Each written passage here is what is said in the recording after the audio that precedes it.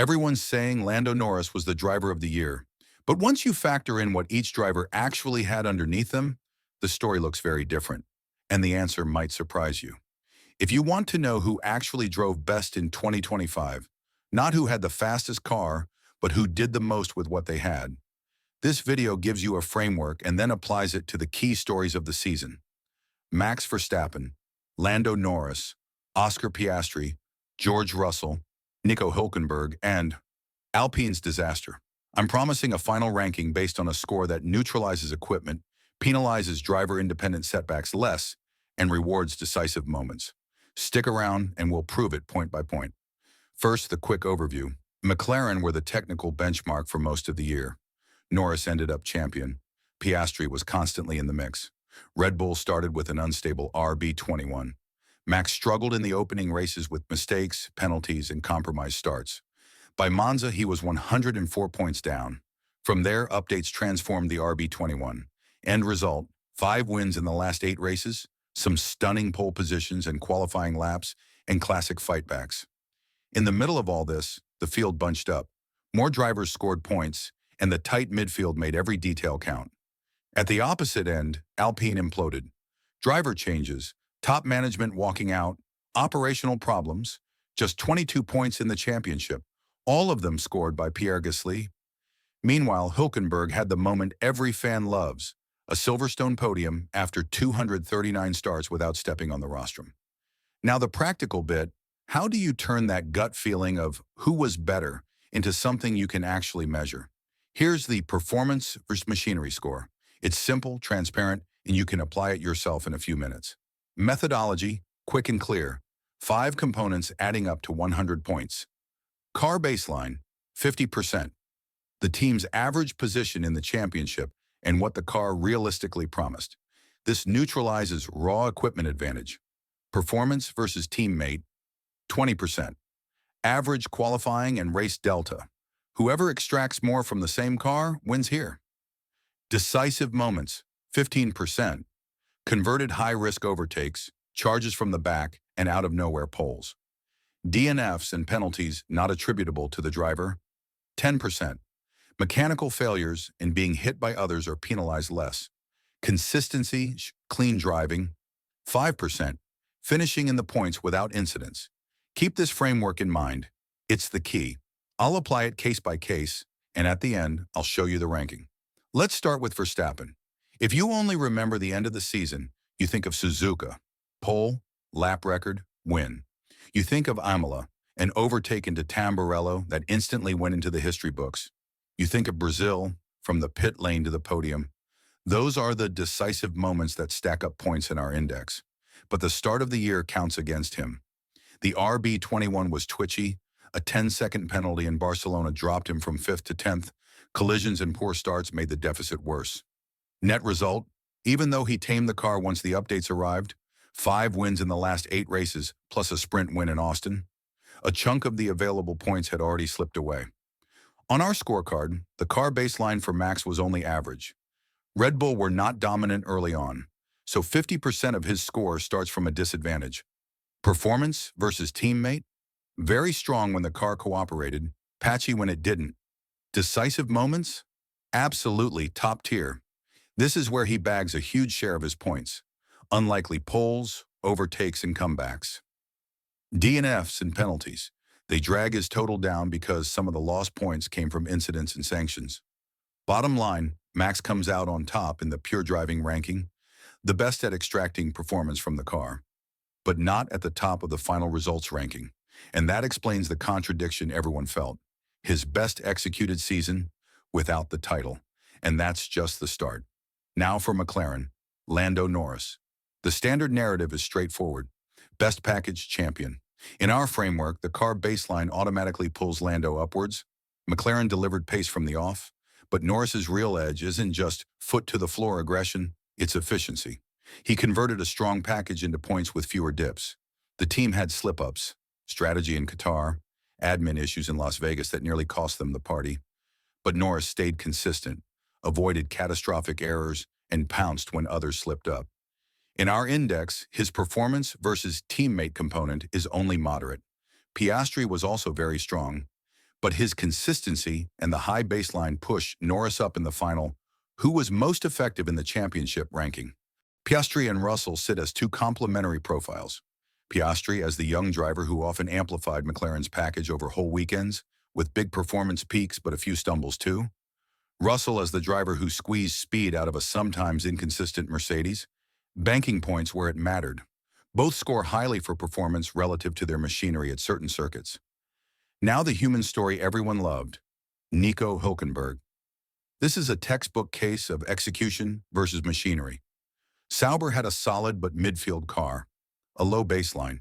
Hülkenberg, on the other hand, scores high on performance relative to his teammate, and especially in decisive moments. Silverstone was the love letter of the season. Started 19th, nailed the switch to intermediates at exactly the right time, got a well-timed safety car, and then produced pure, composed driving under pressure in the final laps against Lewis Hamilton. The result, a historic podium after 239 starts. On our scorecard, Hülkenberg spikes in the execution metric. He doesn't win on baseline, but he wins where it matters, turning tiny opportunities into maximum results. Those points show why the paddock's emotional reaction wasn't just nostalgia, it was an objective nod to skill. Now for the contrast, Alpine. Their story is the anti-Hülkenberg case. Very low baseline, internal chaos, mid-season driver changes, the team principal walking out, a disqualification for an underweight car in China. It all adds up to an organization that failed to deliver a competitive and reliable car. All 22 of their points came from one name, Pierre Gasly. Gasly himself had strong moments. 10 Q3 appearances, effectively being the one who got results on the board. But the team never turned that into consistency. In our score, Alpine end up at the bottom. Low baseline, poor operational cleanliness, and a lack of collective execution. Crucially, this isn't a personal indictment of Gasly. It's about how structure and execution decide outcomes in 2025. We're almost at the final scorecard, but first a quick detour into how the season was covered. Two criteria dominated the year-end lists. Who was most effective at winning the championship, Norris, and who was the best in the face of adversity, Verstappen. Those two views don't cancel each other out. They're measuring different things. Our framework brings them together. It measures individual execution while controlling for machinery and shows where each driver truly stood out. Time for the practical outcome, the ranking according to the performance versus machinery score. I won't leave you hanging. Applying the weightings, 50-20-15, 10-5, to what we know from the season, the top 5 in performance adjusted for equipment looks like this. 1. Max Verstappen, best individual performance. Huge score for decisive moments and for extracting pace once the update landed. Loses points to penalties and the RB21's weak early season baseline. 2. Lando Norris, the efficient champion. Less individual overperformance than Max, but the combination of an excellent baseline and rock-solid consistency turns it into the best championship campaign. 3. Oscar Piastri, the youngster who outperformed expectations across many weekends with very strong speed relative to the car at a lot of tracks. 4.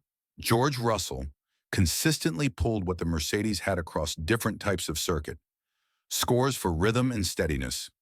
5. Nico Hülkenberg, one of the lowest baselines, but one of the highest in execution in decisive moments thanks to the Silverstone podium and constant fightbacks.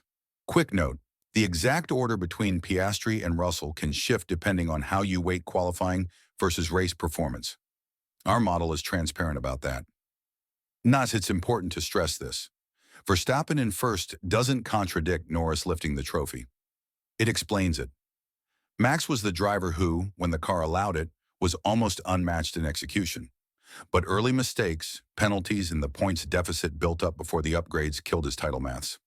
Norris, on the other hand, had the perfect mix of package and steady delivery.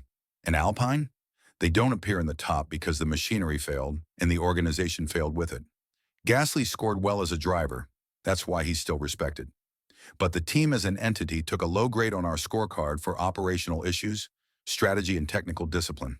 The Alpine versus Hülkenberg comparison sums up two faces of 2025. A brilliant individual in a modest car versus a big team sabotaging itself despite having talent. Closing thoughts and what it means for 2026. This score isn't a final verdict, it's a tool. What does it tell us about next year? First, teams can't just lean on 2026 promises while mailing in 2025. Reputation and development translate directly into money and points. Second, drivers like Verstappen show that individual ability can offset temporary weaknesses in the car, a value teams factor in when they build their lineups. Third, the driver market and Alpine's rebuild will be key storylines. If Alpine nail the engine and the management, they can climb quickly. If not, the cycle of problems continues. One last open question, and I'll leave this with you. If we had full telemetry and lap-by-lap data for every circuit, how much would this ranking change? My bet, the big picture stays the same.